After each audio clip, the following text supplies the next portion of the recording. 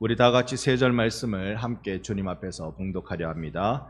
마가복음 9장 30절로 32절 다 같이 봅니다. 그곳을 떠나 갈릴리 가운데로 지날새 예수께서 아무에게도 알리고자 아니하시니 이는 제자들을 가르치시며 또 인자가 사람의 손에 넘겨져 죽임을 당하고 죽은 지 3일 만에 살아나리라는 것을 말씀하셨기 때문이더라. 그러나 제자들은 이 말씀을 깨닫지 못하고 묻기도 두려워하더라. 아멘. 할렐루야. 아멘. 우리 사울을 인사합니다. 사랑합니다. 존경합니다. 유아야, 나도 사랑해. 네. 두려움이라는 주제에 대해서 오늘 여러분과 잠깐 좀 얘기해 보려고 합니다. 여러분 무엇이 두려우세요? 어떤 상황이 두려우세요? 오늘 새벽 기도에 마치고 당회실에 잠깐 들어갔는데 제가 엄청 두려웠습니다. 왜냐하면요, 지렁이가 이만한 게 들어오는 거예요. 지렁이가 이만한 게 들어오는 거예요. 놀래가지고 자세히 봤더니 지렁이가 아니고 뱀이었어요. 제가 얼마나 놀랬겠어요.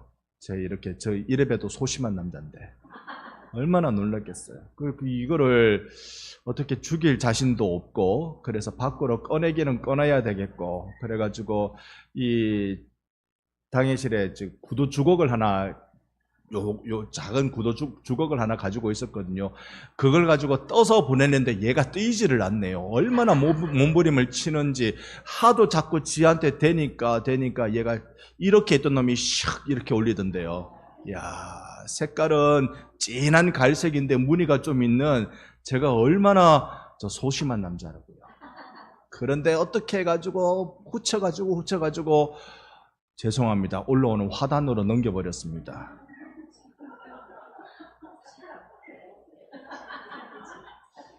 성경대로 하면 대급박을 그냥. 자, 그런데 우리 속에 이런 것뿐만 아니라 많은 두려움들이 존재하고 있습니다. 저 자신 안에도 내면의 두려움은 있는데요. 깜짝깜짝 놀라는 것에부터 시작해서 삶의 도전에 망설이는 그런 두려움도 저는 가지고 있습니다. 어떤 한 환자가 수술을 앞두고 있는데 굉장히 두려웠죠. 수술 경험해 보신 분들은 알 거예요. 수술실 앞두고 수술 시간 앞두고 얼마나 마음이 초조하고 두려운지, 그 수술이 쉽든지 아니면 어렵든지 간에 그 수술을 앞두고 있는 이들은 다 두렵습니다. 그런데 딱 한마디에 안심을 하는데 그 누구의 말인고 하니 의사의 말입니다. 수술하기 전에 의사가 또는 그 주치의가 와서 수술을 상세히 설명을 해줍니다. 이 수술은 이렇게 해서 이런 부분을 이렇게 고치게 됩니다. 그리고 이렇게 수술하고 나면은 이만큼 좋아질 것이라고 예상이 됩니다. 아무 걱정하지 마세요. 이러면 진짜로 환자들은 아무 걱정 안 하고 수술실에 들어갑니다. 차이가 뭘까요? 수술에 대한 내용을 아느냐 모르느냐의 차이입니다. 그 내용을 알면 용기가 생겨요. 그래서 우리가 두려움이라고 이야기할 때 그 두려움의 실체가 뭐냐, 이걸 알아야 되는 겁니다. 두려움에 대한 실체를 모르면 늘 두려워서 어쩔 줄 몰라 하는 인생 살고, 도전도 못하고 인생 다람쥐 쳇바퀴 돌듯이 돌아가는 걸 삶의 안전망이라고 생각하고 그렇게 살아가기 십상인데, 인생 살아보니 한 번밖에 없고 뒤로 돌아보니 후회가 많고, 그러려면 내가 남아있는 지금의 인생만이라도 뜨겁게 훌륭하게 멋있게 하나님 기쁘시게 드리는 인생으로 살아야 되는데, 그렇게 하려고 하다 보니 막상 내게 찾아오는 게 두려움이라는 것이죠. 이 두려움 우리가 어떻게 해야 할까요? 두려움의 뿌리를 우리 한번 볼까요? 창세기 3장 10절 말씀에 보면 아담 이후에 인간이 가지고 있는 첫 감정, 타락 이후에 가진 첫 감정이 바로 벗었으므로 두려워하여 숨었나이다. 하나님께 토로한 감정입니다. 죄를 짓고 난 뒤에 첫 우리에게 드는 생각이 두렵다. 그래서 우리는 두려움은 죄로 말미암는 결과물이라는 걸 기억해야 할 필요가 있습니다. 결국 두려움은 죄, 죽음, 심판, 거기서 비롯된 영적 뿌리를 가지고 있는 그러한 감정의 형태라는 걸 알 수 있습니다. 이 두려움이 낳는 열매는 우리가 오늘 읽었던 32절 말씀도 그렇습니다만 제자들처럼 예수님께 질문도 못하고 침묵으로 일관하는 회피의 모습이 있을 뿐만 아니라 눈으로 여러분 보시면 34절에 누가 크냐 헛된 경쟁의 삶으로 살아가기 요사입니다. 누가 크냐 누가 크냐 지금 주님이 말씀하시는 건 그게 아닌데 여기에 몰입하는 모습 다음 주에 좀 더 보도록 하겠습니다. 마비되죠. 어떤 마비? 우리의 결정하지 못하게 만들어서 우리가 성장하지 못하도록 만드는 그런 마비가 일어납니다. 불신이 생깁니다. 하나님 약속보다 내 눈앞에 있는 위협이 더 크게 보이는 거예요. 세상에 여러분 제 등치를 보십시오. 근데 오늘 만난 게 요만한 거라고요. 요만한 거. 그게 뭐라고?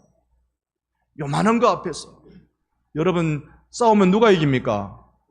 아무래도 제가 이기겠죠. 뭐 실수로 넘어져서 깔아뭉개도 이기겠죠. 그런데요, 눈앞의 위협을 크게 보는 게 이게 죄의 결과물입니다. 우리 인생에 그런 두려움이 있습니다. 그런데 이 두려움은 또 하나의 역설을 가지고 있는데 두려운 감정이 선하게 쓰일 때가 있어요. 그게 어디냐? 잠언 1장 7절의 말씀입니다. 같이 1장 7절 함께 읽어봅니다. 여호와를 경외하는 것이 지식의 근본이거늘 미련한 자는 지혜와 훈계를 멸시하느니라. 아멘. 여호와를 뭐하는 자? 경외하는 자. 경외한다는 말이 두려워한다는 말입니다. 하나님을 두려워하는 자. 여러분과 제가 제일 두려워할 분은 하나님 한 분인 줄 믿습니다. 하기사 이 목사도 그 조그만 뱀 두려워하기보다 하나님 더 두려워한다면 정신 더 바짝 차릴 건데 눈에 보이지 아니하시는 하나님은 두렵지 않고 눈에 보이는 별거 아닌 그거 한 발로 그냥 뭉갤 만한 그런 것을 두려워서 벌벌벌 떨고 있는 게 우리들의 모습입니다. 잘못된 두려움을 가지고 있습니다. 우리는 세상은 사람은 실패와 미래를 두려워합니다. 그것이 우리를 묶고 있는 것이죠. 하나님을 경외하는 두려움은 오히려 우리로 자유하게 만들고 담대하게 만든다는 것을 알기를 소망합니다. 그러면 두려움을 이기는 길은 무엇일까? 요한일서 4장 18절 말씀해 보면 사랑 안에 두려움이 없고 온전한 사랑이 두려움을 내쫓는다라고 말씀합니다. 내쫓는다. 여러분, 사랑이 두려움을 내쫓아요. 여러분, 이 말씀을 우리는 언제 봅니까? 적용되어져 나오는 때를 언제 봅니까? 부모는요, 자식을 위해서 쉽게 목숨 겁니다. 쉽게 목숨 겁니다. 오늘 아침에 그 포털 사이트에 뉴스를 이렇게 검색하다가 장날에 누가 개를 사러 갔대요. 개를 샀는데 한 마리, 두 마리, 개가 한번 놓으면 몇 마리 놓습니까? 뭐 대여섯 마리 이렇게 놓죠. 한 마리, 두 마리 사는데 그럴 때 주인이 뭐 잘못한 게 하나 있어요. 태어난 강아지를 팔러 왔는데 어미개까지 데려온 거예요. 한 마리, 두 마리는 팔았어. 마지막 한 마리 남은 거 그거 팔 때 이 어미개가 팔려는 사람을 덥석 이렇게 하는 장면이 동영상으로 올라와 있었어요. 무는 건 아니고 덥석 이렇게 하면서 이 사가려는 사람이 강아지를 들고 있는데 그 강아지를 입으로 이렇게 하고 있는 거예요. 여러분, 다 똑같아요.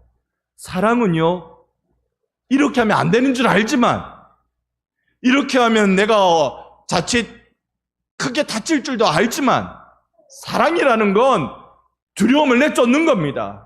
사랑 앞에서는요, 연인끼리 사랑 앞에서는 죽음도 불사합니다. 그게 로미오와 줄리엣이잖아요.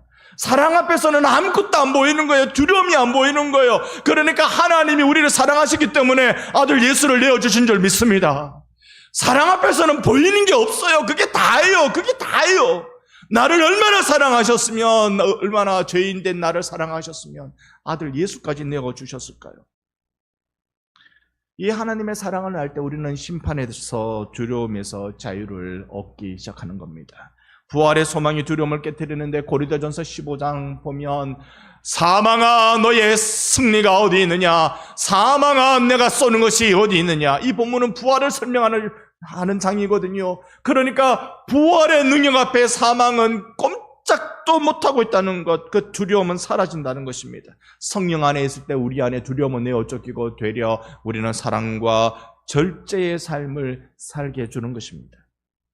그러니 여러분, 두려움은 반드시 극복할 방법이 있습니다. 두려움은 반드시 극복됩니다. 우리 인간을 움츠리게 만들지만 부활 소망은 인간을 일으켜주는 것입니다.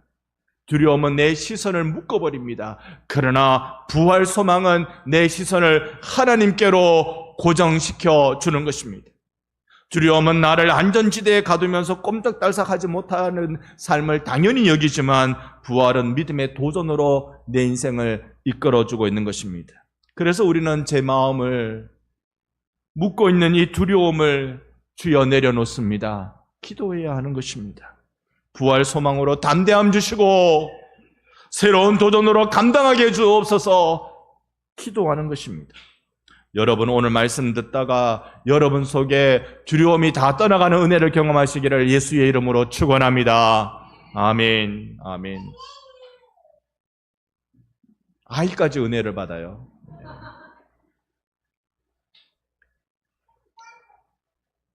오늘 본문 30절, 31절을 세 번역으로 보면 이렇습니다. 그들은 거기서 나와서 갈릴리로 가로질러 가고 있었다. 예수께서는 이것을 남들이 알기를 바라지 않으셨다. 그것은 예수께서 제자들을 가르치시며 인자가 사람들의 손에 넘어가고 사람들이 그를 죽이고 그가 죽임을 당하고 나서 사흘 뒤에 살아날 것이라고 그들에게 말씀하셨기 때문이었다. 자, 보면요 이렇습니다. 우리가 30절 말씀을 다시 유심히 이렇게 살펴보면 그 30절과 31절의 내용은 예수님이 제자들을 데리고 원래 가던 걸음에서 방향을 바꾸어 갈릴리로 돌이키십니다. 갈릴리로 돌아가신 이유가 뭐냐 하면 이전에 내가 말한 게 있기 때문이다라고 말씀하세요. 이전에 뭘 말씀하셨다고요? 내가 십자가에서 죽고 부활할 것.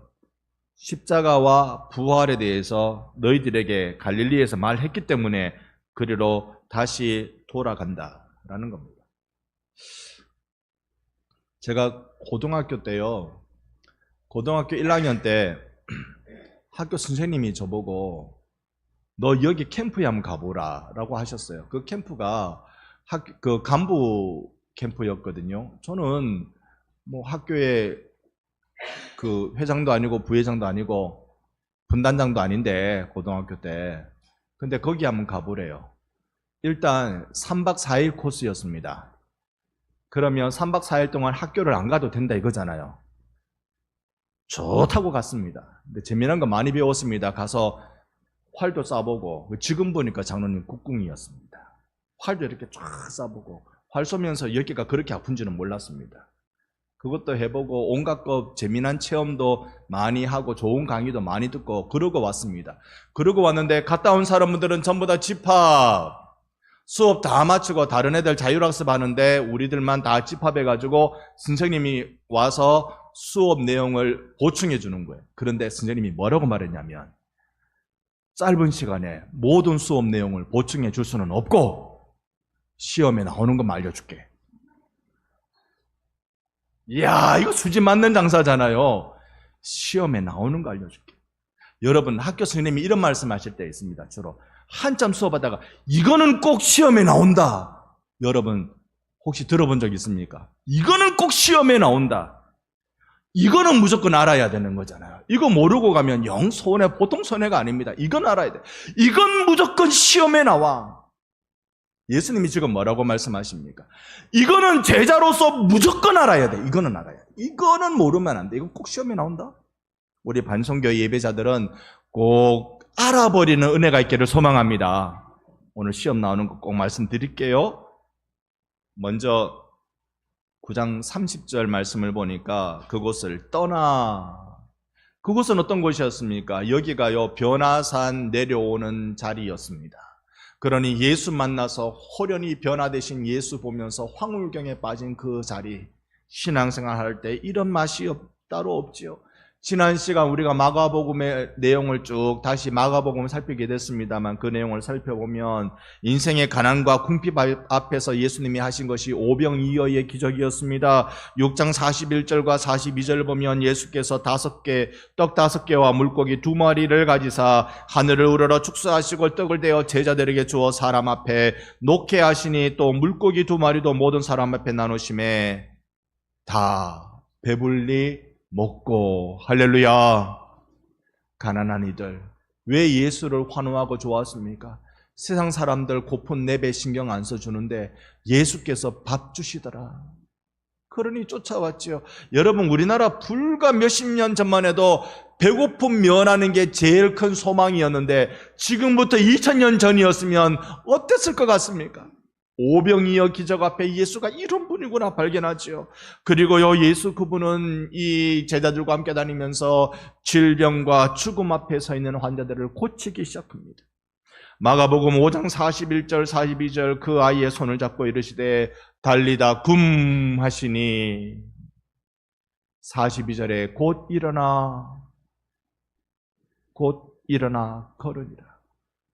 여러분, 죽었다고 말하는 딸내미를 하나님 아들 예수께서 손잡아 일으키시니 곧 일어나 걷더라. 마가복음 우리가 다음에 보겠습니다만 10장 52절에 보면 나면서부터 앞이 보이지 않는 소경 바디메오, 맹인 바디메오. 52절 같이 한번 읽어보겠습니다.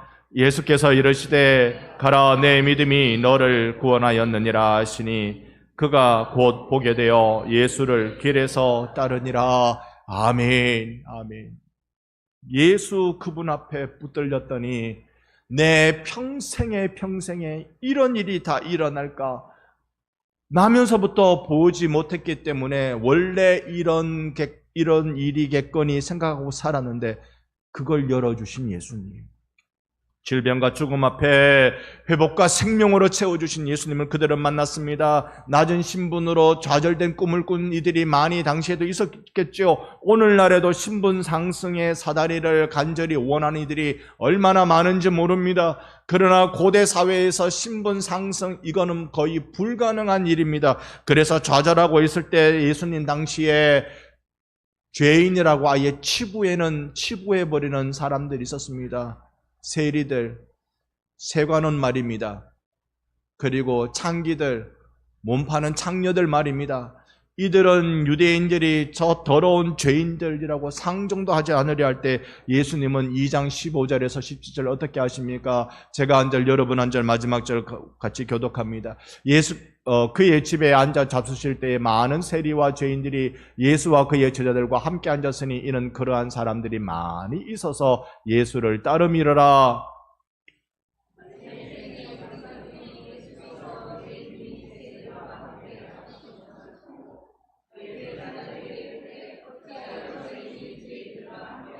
함께 봅니다. 예수께서 들으시고 그들에게 이르시되 건강한 자에게는 의사가 쓸데없고 병든 자에게라야 쓸데있느니라. 나는 의인을 부르러 온 것이 아니요 죄인을 부르러 왔노라 하시니라. 아멘. 아멘. 사람들은 전부 다 의인들 찾는데, 사람들은 그래도 어디 내놓을 만한 무슨 직장 있는 사람 찾고, 사람들은 그래도 뭔가 반듯한 그러한 사람들을 찾는데, 예수님은 나같이 이렇게 더러운 인간, 세리 곧 남 등쳐먹고 살아가는 인간, 창녀 몸 팔아서 먹고 사는 인간, 이런 인간들을 예수님이 찾아오셔서 남들은 인간 대접 안 해주는데 예수님은 친구라고 와서 어깨를 두드려 주시고 식사 같이 하시면서 같이 웃으시고 즐거워하시며 하나님 나라는 이런 곳이야 알려주신, 복음 알려주신 그 예수님. 그러니까 여기에는요, 갈릴리에서 예수님이 보여주신 그 놀라운 일들은 이런 일들이었다는 겁니다. 심지어 미래를 내다볼 수 없는 사람들에게 하나님 나라 보여주시는데 9장 2절로 3절을 여러분 보셨습니다마는, 우리가 베드로, 야고보, 요한 예수님 따로 데리고 높은 산에 올라가셔서 변형대사 3절 말씀해 보면 그 옷이 광채가 나며 세상에서 빨래하는 자가 그렇게 희게할 수 없을 만큼 매우 희어졌더라. 예수님이 신비하게 변하신 모습을 제자들에게 보여주신 것이죠. 특별히 마가복음 1장 15절에 이르시되 때가 찼고 하나님의 나라가 가까이 왔으니 회개하고 복음을 믿으라 하시더라.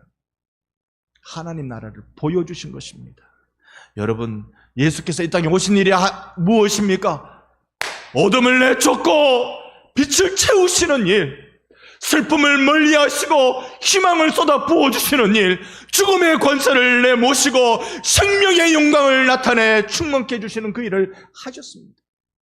그 자리로, 그 뜨거웠던 복음의 현장인 갈릴리로 예수님은 다시 제자들과 함께 가자라고 하시는 것, 그곳에 가시는 중에 있습니다. 여기에서 다만 예수님이 하나야 주의를 주십니다. 그것이 메시아 되심을 숨기는 것이라고 부르는데요, 메시아 비밀 또는 비밀 기독론이라고 부르는 것입니다. 왜 그러셨을까요? 쉿! 내가 메시아라는 걸 알리지 마. 쉿! 비밀이야? 비밀이야. 그러면 예수님 당신이 메시아라는 사실을 모르셨을까요? 그냥 태어나 보니 사람들이 나를 이렇게 하더라, 이상하다, 그렇게 여기셨을까요? 오늘 31절 말씀에 보면 이는 제자들을 가르치시며 또 누가? 인자가. 자, 인자라는 표현을 우리가 보면요, 예전에 한번 말씀드린 적이 있는데, 지금 제가 드리는 말씀은 여러분 어깨를 좀 펴시고 등을 약간 뒤로 붙이시고 넓히시면서 좀 들으셔야 돼요. 인자라는 말은 사람의 아들이라는 말이잖아요. 이건 그냥 단어 뜻으로 보면 우리에게 별로 와닿지가 않습니다. 그런데 다니엘서에 가보면 하나님의 보내신 메시아를 인자라고 부릅니다. 그리고 구약의 마지막 성경이 그 제일 끝에 했다고 해서 말라기, 그 다음에 신약은 마태복음부터 시작합니다만 시기적으로는 야고보서가 제일 먼저 쓰여진 걸로 보여집니다. 어느 게 맞는지는 모르겠지만 이 차이가 한 400년 정도 돼요. 400년 동안 신학교에서 제가 배우기로는 신구약 중간사라고 배웁니다. 이거요, 말이 거창해서 제가 선택 과목 들었는데 아주 혼이 났습니다. 읽어야 될 게 엄청났습니다. 온갖 외경을 다 읽어야 됐어요. 그러니까 아주 혼나는 과목이었는데, 이 과목, 여기에 특징이 하나 있습니다.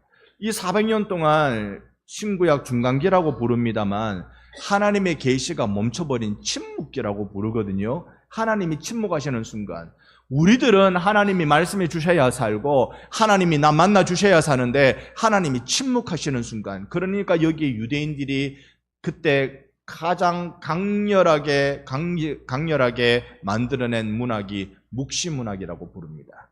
메시아가 오셔야 한다.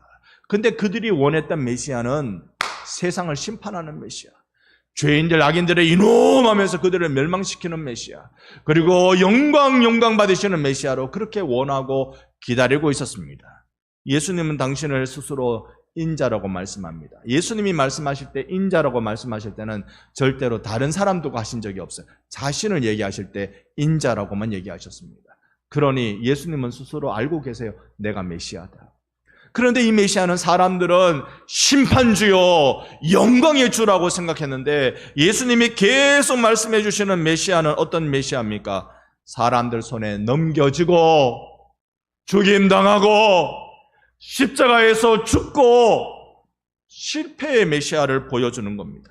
그런데 이게 역설로 이 실패인 것처럼 보이는 메시아가 죄와 사망의 권세를 깨트리는 승리의 구주가 되셨다는 것입니다. 베드로전서 2장 24절이 뭐라고 말씀하십니까? 함께 읽어봅니다. 친히 나무에 달려 그 몸으로 우리 죄를 담당하셨으니 이는 우리로 죄에 대하여 죽고 의에 대하여 살게 하려 하심이라. 그가 채찍에 맞음으로 너희는 나음을 얻었나니. 아멘. 우리 살리려고 죽으셨다. 우리 살리려고 죽으셨다. 여러분, 이거요, 성경에 기록되어 있는 말씀, 성경에는 그렇게 기록되어 있지로 끝나면 여러분 불행한 사람들입니다. 성경에 기록된 말씀이 내 것이라고 믿는 은혜가 이 시간 임하기를 주 예수의 이름으로 축원합니다. 예수께서 나 살리려고 죽으셨다. 죄의 최고의 권세인 사망을 깨트리려고 예수께서 사망하신 겁니다. 죄의 권세인 죽음을 깨뜨리려고 예수께서 죽으신 겁니다. 골로새서 2장 15절 말씀은 뭐라고 말씀하십니까? 통치의 자들과 권세자들을 무력화하여 드러내어 구경거리로 삼으시고 십자가로 그들을 이기셨느니라. 세상의 모든 권세들, 힘이 있다고 말하는 자들, 경제 지도자, 정치의 지도자, 문화 지도자, 어떤 지도자이라 할지라도 그들을 무력화시키는 것, 그것은 예수의 십자가의 권세다라고 우리에게 알려주고 계십니다. 그래서 이 권세는 역설로 부활에까지 이루어진 겁니다. 예수는 죽으시고 끝난 것이 아니라 죽어서 3일 만에 부활하신 줄로 믿습니다. 이 부활의 역사가 우리에게 어떤 놀라운 축복일까? 존 스토트 목사님은 그의 그리스도의 십자가라는 책에 예수님의 생애의 중심은 십자가다. 이 십자가 빼면 다른 건 아무것도 설명이 안 된다. 산상수훈, 또 우리가 살펴본 온갖 기적들, 새로운 세계를 열어주신 것, 그 모든 것이 십자가 아니면 이루어지지가 않는 거예요. 그래서 예수의 생애 33년 동안 제일 중요한 건 딱 일주일, 고난주간 일주일. 특별히 중요한 건 금요일 십자가에 지신 그 사건, 그 6시간 동안 십자가 지는 것 중에 제일 중요한 건 마지막 오후 3시에 당신이 숨지신 그 순간. 예수의 생애의 중심은 십자가였습니다. 십자가의 의미는 부활을 통해서만 완전히 이제 이해돼요. 이 십자가가 죄와 사망의 권세를 깨트리는 것이었구나. 이런 묵상을 한 이들은 많습니다. 톰 라이트라는 설교가는 이렇게 말합니다. 부활은 죽음의 역전을 보여주는 하나님의 결정적인 행동이다. 여러분, 예수의 부활 때문에 죽음 속에 놓이는 우리가 역전하여서 하나님의 자녀의 백성으로 놀라운 인생, 하나님 나라의 인생을 살게 되었던 것입니다. 그래서 십자가와 부활은 단절된 것이 아니라 하나의 드라마로 봐야 한다는 것이죠. 마지막으로 초대 교부인 이레니우스는 이단을 대항하는 글을 쓰다가 이렇게 말합니다. 같이 한번 읽어보겠습니다. 그분은 죽음을 취하여 생명을 드러내심으로 부패를 무너뜨리셨다. 아멘. 죽음을 취해서 죽음을 멸하시고 생명을 드러내심, 부활을 통하여 부패를, 썩어짐을 멸하신 분이십니다. 저는 여러분을 이 깨달음으로 초대합니다. 이 깨달음으로 초대합니다. 오늘 32절 말씀에 보면 그러나 제자들은 이 말씀을 깨닫지 못하고 두려워합니다. 묻는 것조차 두려워합니다. 자, 여러분,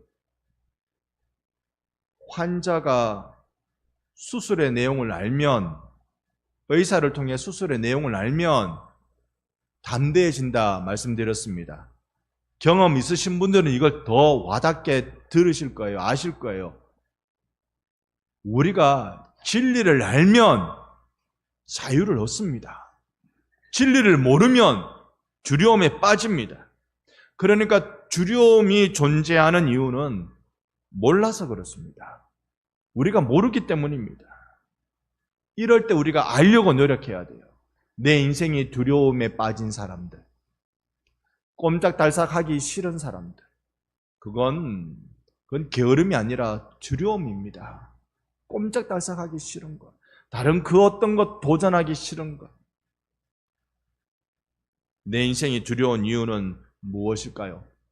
그것은 하나님이 예비하신 내가 하나님의 작품이라는 사실을 잊어버리면 두려움으로만 가득 차 있습니다. 어린아이가 밤길을 걷고 있을 때요, 이 어둠 속에 바람이 불어가지고 나무가 막 흔들릴 때 아이들은 뭐라고 생각합니까? 귀신 나타났다. 여러분 어릴 적에 그런 경험들 많으시죠? 귀신 나타났다. 괴물 나타났다. 제가 이런 경험이 어릴 적 있습니다. 시골에 놀러 갔다가, 친척집에 놀러 갔다가 밤이었습니다. 저녁 다 먹고 늦게 수박 가지러 가겠다고 경운기를 타고, 그러니까 저를 비롯한 초등학생 그 이하 아이들 한 4-5명이 경운기 타고 딱 오리쯤 되는 거리를 내려갔습니다. 우리가 운전하는 건 아니고 어른이 갔죠. 그런데 이 어른은 이제 딱 소위 경운기 주차를 시켜놓고 수박 준다는 집에 갔습니다. 가서 이야기 좀 하고 이러니까 한동안 시간 걸리잖아요. 근데 애 한 명이 갑자기 산에서 번쩍하는 걸 봤대요. 나는 못 봤는데. 번쩍하는 걸 봤대요. 번쩍하는 걸 봤다니까 옆에 애가 뭐라는 줄 아세요? 그 호랑이다. 그러면 그 경운기 뒤에 화물칸에 타고 있는 저를 비롯한 4-5명은 어땠을 것 같습니까? 바들바들 떠는 거예요. 어른 없어요. 수박 가지러 가서 뭔 얘기를 그렇게 오래 하는지 전부 다 바들바들 떱니다. 그런데 만약에 거기 어른이 있어가지고 한마디 해줬다면 우리는 안심했을까요? 너 헛거봤다. 아니면 그거 여기는 호랑이 없다. 이런 말 한마디만 해서도 우리가 그렇게 떨고 있지 않을 거예요. 우리는 왜 두려움을 가질까요? 몰라서 그렇습니다. 깨닫지 못하여. 제자들은 그래서 두려웠던 겁니다. 깨닫지 못하여. 한 가지 더 말씀드리면 오늘 밤에도 여전히 저는 주일 새벽만 되면요 이상하게 자꾸 새벽 2시에 깨요. 새벽 2시에. 어느 오래전에 들은 기도 많이 하시는 집사님이 그러던데 새벽 12시부터 2시까지는 귀신이 제일 많이 활동하는 시간이래요.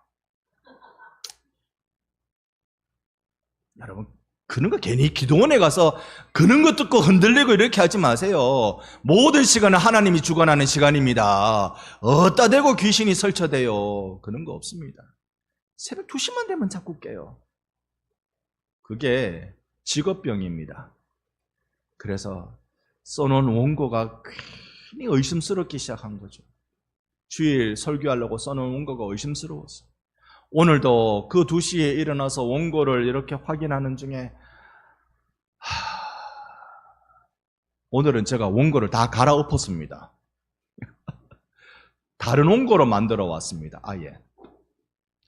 저에게 이런 두려움이 있는 것 같아요. 오늘 내가 설교에 죽을 쓰면 이 자리에 나온 성도들은 은혜를 못 받는다. 은혜를 못 받으면 이들이 한 주 동안 얼마나 힘드시겠을까. 그래서 또 갈아엎고 또 갈아엎고 설교 준비할 때 단단히 준비하면 될 거를 자꾸 갈아엎고 갈아엎고. 근데 제가 오늘 이 본문 말씀을 준비하면서요 은혜 받은 거 하나 있습니다. 제 설교가 재밌지 않아도 감동이 있지 않아도 딱 하나, 하나님의 말씀을 전하면 그 말씀이 여러분 가운데 역사가 일어나게 해주실 것이다. 요거 하나 깨달았습니다.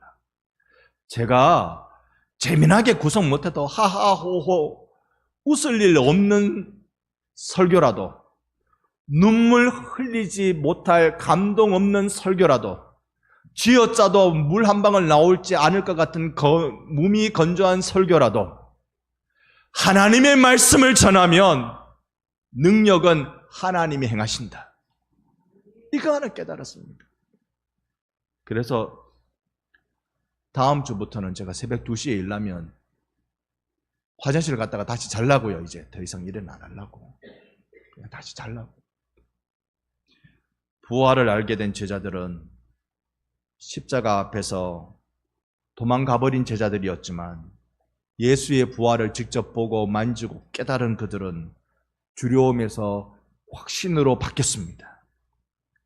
사도행전 2장 36절 말씀에 보면 베드로가 더 이상 무서워서 숨지 않고 담대히 너희가 십자가에 못 박은 예수를 하나님이 주와 그리스도가 되게 하셨느니라 라고 선포했습니다.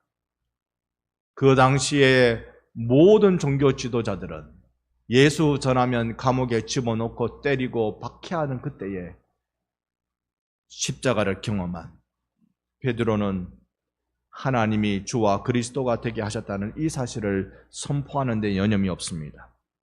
부활을 알 때 두려움이 떠나가게 되는 것입니다. 여러분, 우리 인생이 힘들고 고단해서 두려움을 갖습니다. 사업에 실패한 분도 있을 것이고, 사랑하는 일을 먼저 보낸 이들도 있을 것이고, 병이 들어봐서 이제는 뭔가 쉽게 움직이지 못할 그런 두려움이 있을 수 있습니다. 소위 트라우마라고 말하는 이 한 번 경험된 것, 자라보고 놀란 것은 소똥 보고 놀라듯이 그런 심정 속에 매일매일 살얼음 걷듯이 조마조마한 이들이 있을 것입니다. 그런데 여러분, 중요한 사실 하나를 아십시오. 우리가 일어나는 모든 현상을 다 알 수는 없는 것 아닙니까? 무서운 건 무서운 거고 두려운 건 두려운 것일 텐데, 그때 중요한 사실 하나를 알면 됩니다. 중요한 사실은 뭐냐면 나를 구원한 예수께서 부활 승리하셨다. 할렐루야. 이 사실을 하나 알면 됩니다. 그 예수께서 내 손 잡고 내 평생을 이끌어 주신다. 그 예수께서 내 인생을 책임져 주신다. 이 한 가지 사실을 알면 되는 것입니다. 그럴 때 두려움 대신 평안을 경험합니다. 절망 대신 소망을 경험하게 되는 것입니다. 하나님을 경험하며 살게 되는 것입니다.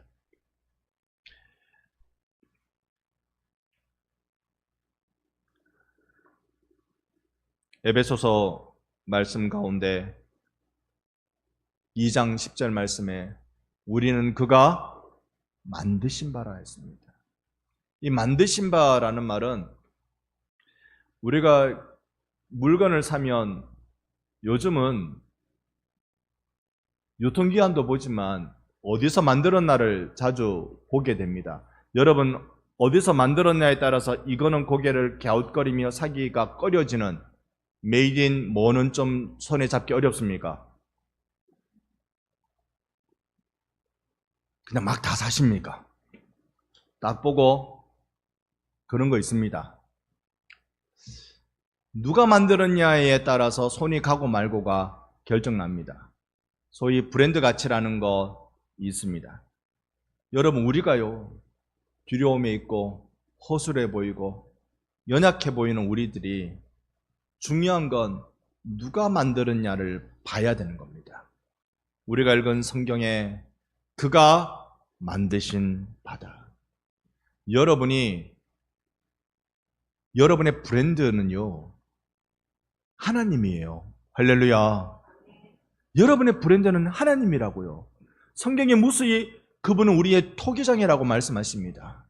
우리는 토기밖에 안 되지만, 오늘 기도해 주신 분 장로님의 기도처럼 우리는 투박한 토기밖에 안 되지만, 그러나 이 토기를 누가 만들었냐, 그게 중요한 겁니다. 재료보다 더 중요한 건 누가 만들었느냐, 그겁니다. 옆에 분 한번 쳐다보십시오. 하나님 만드신 게 보입니까?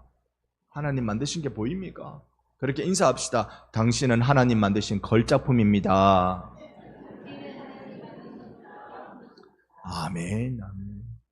제가 서로 인사 나누라는 문구가 좀 길었죠. 길면 항상 혀가 꼬이고 어렵습니다. 옆에 분께 싹 보고 싹 웃으면서 얘기합시다. 따봉. 따봉. 왜죠? 우리 생김새가 따봉입니까? 잘생기고 못생기고 차이야 너무 여러분 열받지 마십시오. 눈, 코, 입 배열에 따라 다릅니다. 눈, 코, 입 배열이 어떻게 됐느냐가 우리 눈에 보기에 예쁘고 멋있고 그 차이가 나는 겁니다. 눈, 코, 입 가지고 있으면 기능 다 하는 겁니다. 여러분, 하나님이 나를 만드셨어요. 사람들은 나를 평가를 잘 못합니다. 모릅니다. 그런데 딱 보는 순간 Made in God. 하나님이 만드셨어요.